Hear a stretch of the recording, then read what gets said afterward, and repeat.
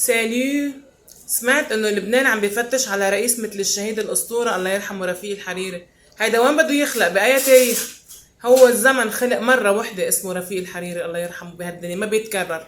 بس اذا بدكن حدا تاني بيشبه الرئيس الشهيد رفيق الحريري، هلا مش رح نقول بيشبهه نحنا، ما في حدا بيشبه الاسطورة رفيق الحريري. بس شو رأيكم اعطيكم رئيس حكومة انا وحدا يحل لكم ازمة البلد وهو قادر وقدر يجمع الشارع السني كله اذا انتم عم تفتشوا على زعيم سني؟ شو رايكم بالحج احمد هاشمية؟ هشمية. زعيم الاوادم حج احمد هاشمية. حاج احمد هشمية بتلبقله. حبيب قلبي. التصويت للاكترية، فانا شايفة انه احمد هاشمية بيقدر يكون مشروع رئيس حكومة بما انه الغوالب عاد يعني. بعدين احمد هاشمية معروف انه جايب مصرياته قديش تعبان فيهم، يعني منه سارق حدا الزلمة، جايب مصرياته من تعبه. بعدين قادر انه يصلح وقادر انه يعمر. تتذكروا وقت انفجار مرفق بيروت؟ رمم لكم بيروت كلها. تتذكروا وقت انفجار طريق جديدة؟ استأجر بيوت لكل العالم يلي تشردت من بيوتها. احمد هاشمية قادر، يعني الله ناعم عليه والله عطيه. خلينا نشوف شو بيقدر يعمل، اعطوه فرصة لغيركم يعني.